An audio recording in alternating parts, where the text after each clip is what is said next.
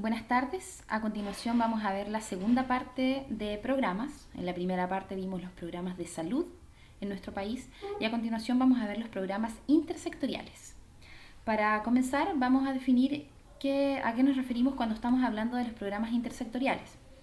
En particular, cada uno de los ministerios o cada una de las áreas de políticas públicas de nuestro país que están cobijadas dentro de los ministerios tiene acciones que están orientadas a su sector. Sucede así con el MinSal o Ministerio de Salud en Chile, que tiene sus programas de salud que ya hemos hablado en la clase anterior.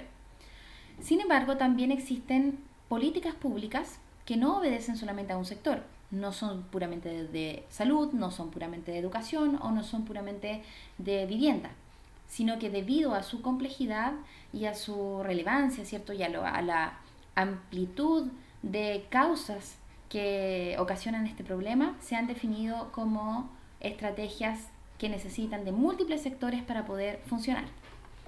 Entre ellas está el sector salud, pero también se incorporan otros sectores como son los sectores de desarrollo social, los sectores de educación, los sectores de justicia, por ejemplo. Entonces, cuando hablamos de intersector, nos estamos refiriendo principalmente a la cooperación que existe entre los distintos sectores dentro de la categorización de ministerios que ha hecho el país y a la coordinación entre ellas para poder ejecutar una acción. Esto cobra muchísima relevancia para el sector salud, debido a que la concepción de salud que nosotros tenemos actualmente es una concepción que abarca la salud desde una manera multidimensional. Con esto lo que queremos decir es que las problemáticas de salud no obedecen solamente a aquellas cosas que se han entendido de épocas pasadas por elementos solamente sanitarios, sino que además obedece a determinantes sociales, donde están incorporados los elementos educativos, obedece a problemáticas de medio ambiente o, por ejemplo, también tiene relación con los deportes. Entonces existen distintos sectores que requieren para poder trabajar políticas de salud que sean más integrales y que puedan abordar las problemáticas desde la multidimensionalidad que éstas tienen. La OMS ha promovido este último tiempo un concepto que se denomina salud en todas las políticas, como aparece aquí en la diapositiva. Salud en todas las políticas es una conceptualización que se ha promovido en los últimos años para poder informar que en todos los ámbitos de los distintos sectores que tenga un país para poder organizar su política pública, en todas ellas debiesen incorporarse temáticas de salud, debido a que la salud aborda problemas que son muy complejos. Por ejemplo, el Ministerio de Vivienda debiese incorporar dentro de los ámbitos de vivienda los elementos necesarios para que las viviendas también aporten a la salud de la población que vive en ellas. Desde esta perspectiva vamos a hablar en esta clase de tres áreas principales: lo que se ha hecho entre salud y pobreza, con educación y también en relación a justicia. Vamos a hablar en primera instancia sobre pobreza y salud, y aquí las políticas obviamente son muy intersectoriales, múltiples, porque la problemática de la pobreza obviamente es muy difícil de poder abordar. La presidenta Michelle Bachelet en su primer gobierno dejó esta cita cuando ella creaba el sistema de protección social en este país. Ella dijo: el sistema de protección social acompaña a las personas a lo largo de su vida, protegiendo sus primeros pasos, asegurando oportunidades de educarse y trabajar, cubriendo riesgos de enfermedad e invalidez y garantizando una vejez digna. Si se fijan, aborda el ciclo vital por completo, y el sistema de protección social está orientado a poder a ir acompañando en distintos procesos a las personas que lo componen. Aquí hay 8 programas que son los que componen la Red Protege, que es el nombre que se le ha dado al sistema de protección social en Chile. Es la red de protección social y que busca dar seguridad y oportunidades a chilenos y chilenas a lo largo de toda la vida. Estos 8 programas no los vamos a detallar cada uno, pero sí me interesa a modo general que podamos saber en qué consiste. El primero son salas de cuna y jardines infantiles, el segundo son las becas de educación escolar y superior, el tercero es el subsidio a la contratación de jóvenes, el cuarto son las garantías explícitas de salud, que lo conocemos como Plan AUGE o GES, el quinto subsidio es para la vivienda, el sexto Chile Solidario, el séptimo el seguro de cesantía y el octavo y final la pensión básica solidaria. Aquí, antes de comenzar a trabajar en cada uno de estos programas, es importante señalar que para poder de alguna manera identificar cuáles son las familias que están en mayor situación de vulnerabilidad y que requieren más apoyo, el país ha desempeñado distintas estrategias a lo largo del tiempo. Muy conocida por nosotros ha sido por muchos años anteriormente lo que se denominaba como la ficha CAS. Y la ficha CAS hacía referencia a estratificar a la población en clases sociales, donde fundamentalmente se incorporaba el sueldo que ganaban dentro de la familia y los objetos que la familia poseía. Sin embargo, posteriormente y dentro de esta primera aparición de la red Protege, se cambió la ficha CAS por algo que se denominó la ficha de protección social. Y la ficha de protección social hizo un esfuerzo importante por añadir a la caracterización de una familia otros elementos que no eran solamente el dinero que ganaba la familia, sino que también se incluían situaciones de vulnerabilidad que tenían que ver con la enfermedad, o que tenían que ver con ser una madre soltera, o que tenían que ver con ser cuidador de algún adulto mayor, en fin, distintos elementos que no solamente tenían que ver con lo económico directamente, sino que situaba a la familia en una situación de vulnerabilidad. Sin embargo, desde este año, desde enero del año 2016, se ha creado otra alternativa, que es el registro social de hogares. Por lo tanto, el registro social de hogares, que aquí aparece y que tiene una página web que ahí mismo arriba aparece señalada, es el reemplazo a esta ficha de protección social que nos guió durante los últimos 4 o 5 años y que tiene el objetivo de apoyar la postulación y selección de beneficiarios de las instituciones y de los organismos del Estado que van a otorgar estas prestaciones sociales que se enmarcan dentro de la red Protege. O sea, para yo poder ser una familia que acceda a estos beneficios, tengo que estar en el registro social de hogares, donde además de todos los ámbitos económicos que son relevantes para poder hacer la clasificación, también se incorporan elementos relacionados con también la vulnerabilidad, como se hacía con la ficha de protección social. Este es un sistema de información que se construye a partir de lo que se aporta en el hogar, lo que aportan las mismas personas del hogar en cuanto a información, y también bases de datos donde están estos integrantes de la familia, como el Servicio de Impuesto Interno, el Registro Civil, el Fondo de Cesantía, los institutos de previsiones sociales, la Superintendencia de Salud, los distintos ministerios, etc. Y en base a toda la información que se recluta, con las bases de datos y con lo que la familia puede aportar en la entrevista,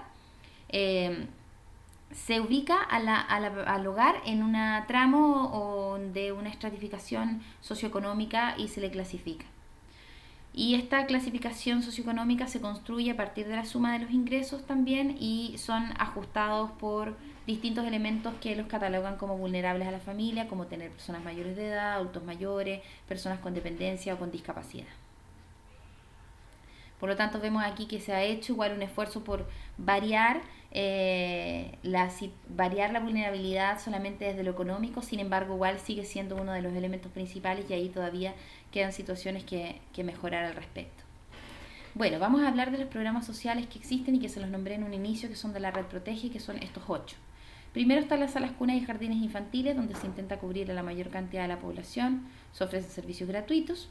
Acá estoy en esta columna, se ofrecen servicios gratuitos, se entrega una educación desde el comienzo, que se espera cierto sea de calidad, se estimula oportunamente a niños y niñas para obtener mejor posibilidad de aprendizaje y se garantiza también la alimentación que van a recibir estos niños. El segundo programa es el de becas de educación escolar y superior, donde están las becas de alimentación, de mantención, las becas de matrícula, las becas de material educativo, las de vivienda estudiantil, también están las becas indígenas y las becas de posgrado, o sea, abarca desde todos los distintos ámbitos de educación.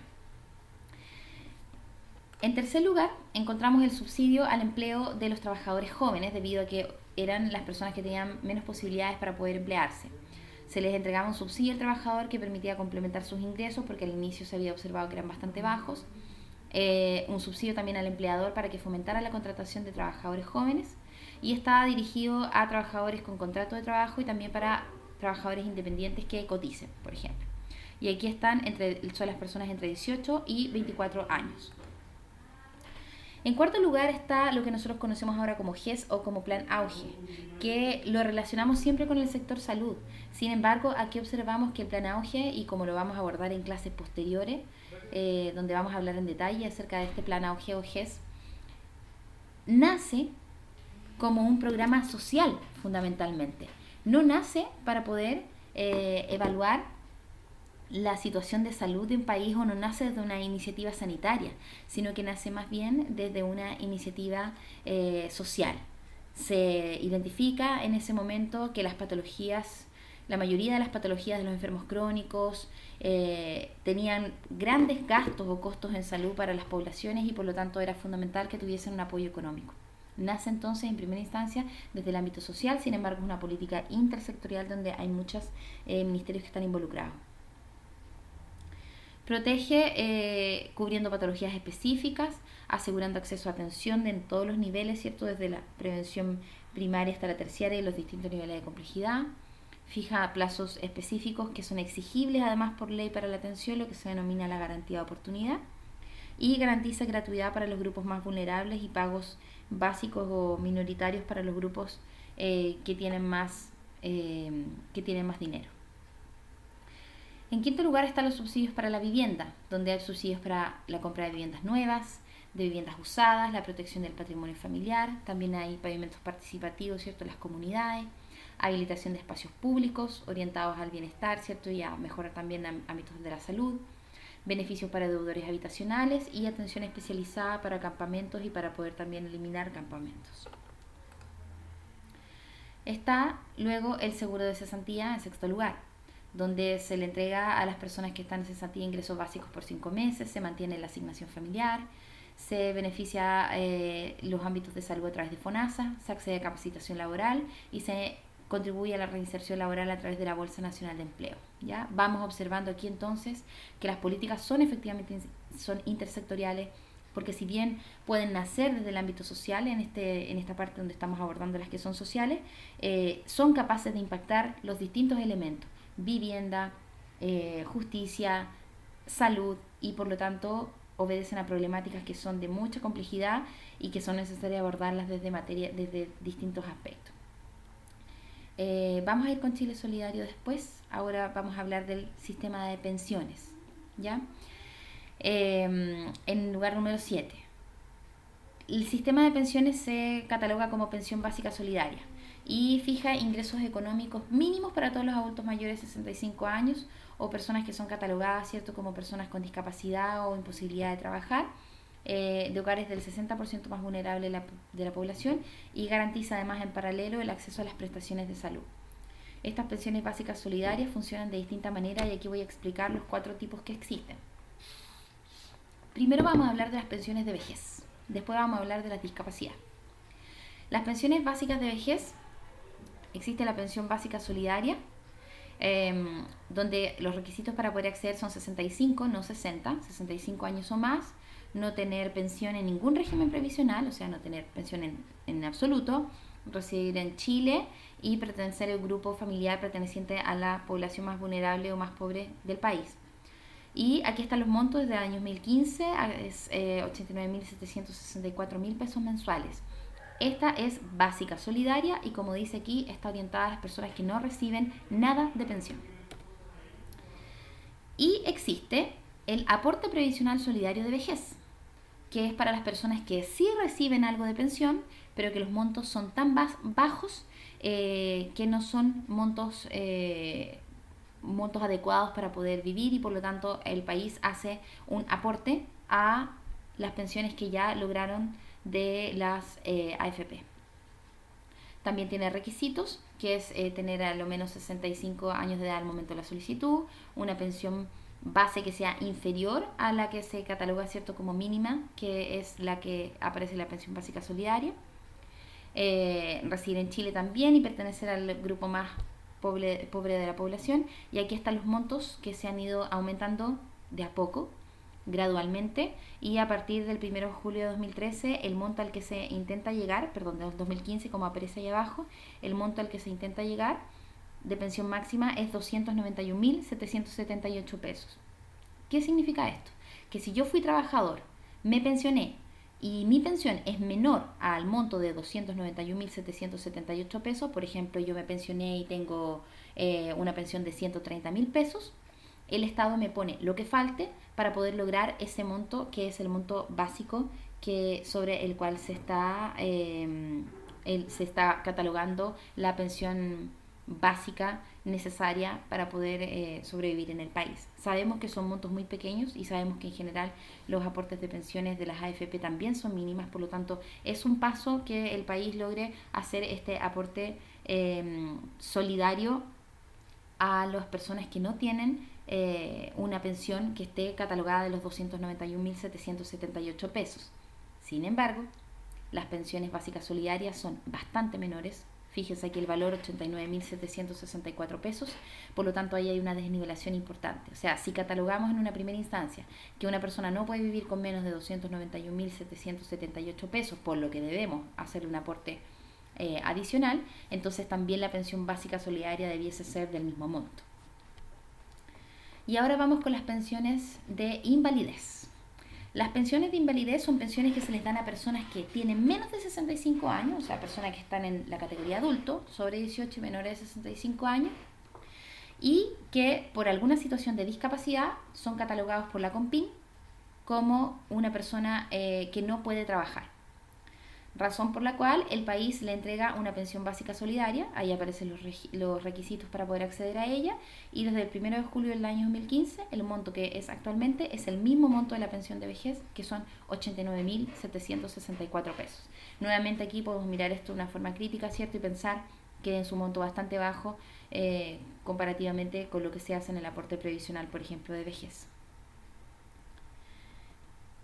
Y también existe un aporte previsional solidario de invalidez, que son para las personas que perciben ingresos una vez son calificados como que no pueden trabajar, perciben ingresos por parte de su AFP, pero estos ingresos no son de un monto adecuado para poder subsistir, ¿cierto? No son ajustados a las necesidades de la población en ese momento y por lo tanto la pensión siendo menor a la pensión básica solidaria se le completa, ¿ya? Aquí, a diferencia de la pensión del aporte previsional por vejez, no se llega a los 291.778 pesos, sino que solamente se llega al máximo de la pensión básica solidaria, que son los 89.764 pesos, que es lo que aparece acá, ¿ya? O sea, si yo tuve una discapacidad y no tengo las condiciones para poder trabajar, y la CONPIN, que es la Comisión de Medicina de Prevención e Invalidez, ha determinado que yo no tengo las capacidades físicas o psiquiátricas, ciertos sensoriales para poder trabajar, entonces me catalogan como una pensión de invalidez. Si yo además tenía plata en la AFP y la AFP me paga 30.000 pesos, por ejemplo, mensuales, el aporte previsional me lo completan, pero hasta llegar solamente hasta 89.764 pesos. Bien, vamos a hablar, antes de llegar a los últimos beneficios sociales, vamos a hablar de lo que dejé anteriormente en espera, que era sobre el Chile Solidario. Dentro de la red Protege se creó el programa de Chile Solidario, que es un programa que actualmente tiene una cobertura muy amplia. Esto quiere decir que mucha cantidad de la población está dentro de este programa y se hizo para poder ayudar a las personas no solamente desde el punto de vista económico, sino que entendiendo la vulnerabilidad como un proceso que además incluye otros aspectos, no solamente la pobreza, sino que también la vulnerabilidad por las otras causas que hemos mencionado, como por ejemplo vivir solo o estar en situación de discapacidad, etcétera. El programa Chile Solidario es un programa que está compuesto de 4 subprogramas. El programa Puente, el programa Vínculos, el programa Calle y el programa Caminos. El más grande de todos estos programas en relación a la cobertura que tiene es el programa Puente. El programa Puente está hecho para familias en situación de extrema pobreza y se denomina Puente porque se pensó que permitía vincular a esta familia con distintas sectores, dispositivos y pudiese vincularlo para poder salir de la situación de pobreza o de la vulnerabilidad en la cual se encontraba. Por ejemplo, si se identificaba que un niño no iba al colegio, entonces se le vinculaba con un colegio. Si se identificaba que en esta familia había una discapacidad, se le podía vincular con el SENADIS, por ejemplo, el Servicio Nacional de la Discapacidad. Si se identificaba que esta familia tenía una vivienda que no era adecuada, se le vinculaba con la municipalidad, el departamento de vivienda. Y así. Luego está el programa Vínculos, que es para adultos mayores que viven solos o que viven con otro adulto mayor y que por lo tanto se encuentran en una situación de vulnerabilidad. También, al igual que en el programa Puente, se les asigna una asistente social que funciona como apoyo y que los visita mensualmente, que supervisa que las condiciones del hogar sean las adecuadas, que los adultos mayores estén bien de salud tanto física como mental y comienza a vincularlos con otras redes, ¿ya? Esto pasa tanto en Puente como Vínculos que tienen apoyos sociales muy frecuentes. El tercer programa es el programa Calle, que está orientado a trabajar con las personas en situación de calle para que puedan sacar un carnet de identidad, para que si están en situaciones de drogodependencias o de dependencia al alcohol puedan tener tratamiento, para que puedan tener un lugar donde dormir, ¿cierto?, en residencias, etcétera. Y el cuarto y último programa es el programa Caminos, que está hecho para apoyar a los niños que son hijos de alguna persona que se encuentra privada de libertad. Este programa está orientado a que los niños se encuentran en una situación de riesgo psicosocial importante y por lo tanto también con una asistente social que funciona como apoyo de familia, está atento a todas las necesidades del niño. De estos programas, los únicos que reciben apoyo económico directo es el programa Puente, que recibe un subsidio familiar mensual. El resto de los programas recibe apoyo, vinculación, recibe la posibilidad de estar permanentemente recibiendo beneficios económicos no directos, como por ejemplo el arreglo de una casa o una atención en salud, porque el programa no está centrado en el tema económico, sino que está centrado en el apoyo social. Tienen estos subsidios, algunos de ellos, ¿cierto?, prestaciones garantizadas y acceden preferentemente a ciertas prestaciones o beneficios sociales. Aquí entonces es relevante también mencionar, como para finalizar la parte del Chile Solidario, que en el programa Puente solo se puede estar 5 años y después de esos 5 años la persona queda dentro de Chile Solidario como red, pero ya no sigue recibiendo la plata mensual como bono, y se espera, cierto, que después de esos 5 años la persona ya se encuentre la familia en una mejor situación y ya esté vinculado, cierto, a distintas redes de apoyo. Bien, ahora sí nos vamos entonces con algunos últimos beneficios sociales que han pasado estos últimos años, como por ejemplo la asignación familiar que se ha realizado a las familias más vulnerables de la población, la reducción del 7% que se les descontaba igual a los jubilados por estar en FONASA, que también se ha hecho progresivamente, todavía no llega a cero, y el postnatal de 6 meses, que también ha sido una de las políticas sociales relevantes del último tiempo. Terminando con la parte de los programas intersectoriales sociales, nos vamos a ir a aquellos que tienen que ver con la educación y que cruzan las temáticas de salud que son relevantes para nosotros también. Aquí vamos a abordar dos. El primero es el Chile Crece Contigo, que es un programa muy conocido que tiene el eslogan que aparece aquí de protección integral a la infancia. Su característica principal es que acompaña y apoya a los niños durante todas las etapas del desarrollo. Desde la gestación, o sea, desde antes de que el niño nazca, comienza a apoyar a la madre durante la gestación. Por lo tanto, aborda toda la infancia antes del nacimiento, desde antes del nacimiento, y hasta que ingresen a prekinder en el sistema escolar. Está enfocado en entregar igualdad de oportunidades a niños con más vulnerabilidad y hacer un seguimiento a la trayectoria del niño. Fíjense que cruza elementos como la salud, la educación, la familia y también la comunidad. Y se ha intentado que tengan acceso a programas educativos masivos, a apoyos al desarrollo biopsicosocial, tiene prestaciones garantizadas, por ejemplo, de salud o de educación, y prestaciones también de acceso preferente, de acuerdo si pertenecen al 60 o al 40% más vulnerable de la población respectivamente. Fíjense que acá abajo, en esta parte de abajo de la diapositiva, aparece todos los hasta el momento servicios o ministerios que están ligados. El Ministerio de Educación, el Ministerio de Salud, Mideplan se llamaba antes, ahora se llama Ministerio de Desarrollo Social, el Ministerio del Trabajo, el Servicio Nacional de la Mujer, el Servicio Nacional de la Discapacidad y la JUNGI. O sea, distintos elementos, y aquí se observa la intersectorialidad tan relevante para echar a andar un programa de alta magnitud como es el Chile Crece Contigo, donde sí trabajan también terapeutas ocupacionales, por ejemplo, en las distintas prestaciones que se hacen de rezago del desarrollo psicomotor o estimulación, por ejemplo, sensorial o estimulación cognitiva de los niños. Prestaciones: acompañar y apoyar a los niños en su desarrollo. desde la gestación hasta que ingresen a prekinder, enfocar a la igualdad de oportunidades, como lo mencioné anteriormente, y algunas prestaciones incluyen subsidios incluso hasta los 18 años. El siguiente programa que vamos a ver dentro del ámbito educativo que cruza lo que es salud son habilidades para la vida. Este programa es para niños que son más grandes y está centrado en un modelo de intervención psicosocial. Fundamentalmente, las duplas están compuestas por psicólogos, terapeutas ocupacionales, asistentes sociales que trabajan en los colegios. Incorpora acciones de detección y de prevención de riesgo, promueve estrategias de autocuidado y desarrolla habilidades para la convivencia de los distintos actores de la comunidad escolar, ya desde el profesor, ¿cierto?, hasta los compañeros y el usuario en particular. Este programa de habilidades para la vida es un programa que está a nivel mundial y que Chile lo ha adoptado también y que desarrollan estas habilidades que aparecen acá, que son 12 habilidades que se han definido internacionalmente como habilidades que debe tener una persona durante la infancia y desarrollarlas durante la infancia para que pueda promover una vida mejor.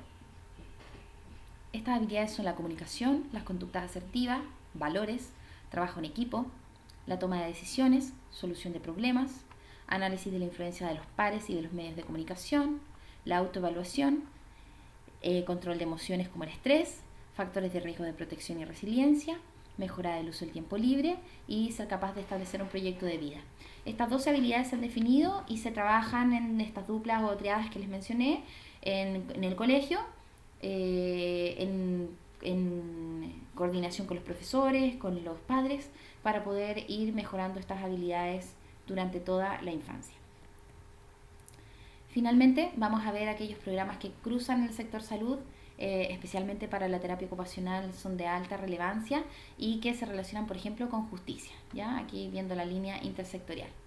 Dentro de estos programas se encuentra, por ejemplo, el programa de infractores de ley, que está dentro del CENAME, que es el Servicio Nacional de Menores, y que se relaciona muchísimo con el ámbito del sector salud, porque obviamente cruza temáticas de salud mental, pero también cruza temáticas de hábitos de vida saludables, disminución de los riesgos de psicosocial, ¿cierto?, y de la rehabilitación psicosocial también.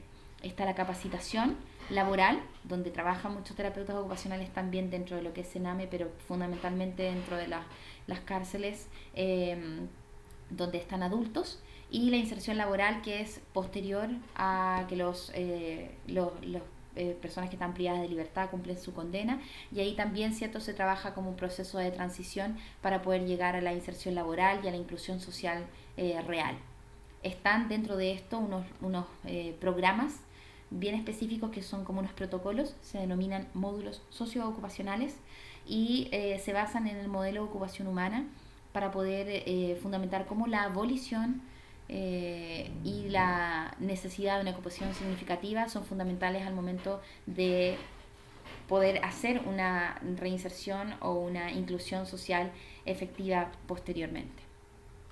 Aquí está, por ejemplo, el programa Infractores de Ley del Consumo Problemático de Alcohol y Drogas que cometieron infracción de ley.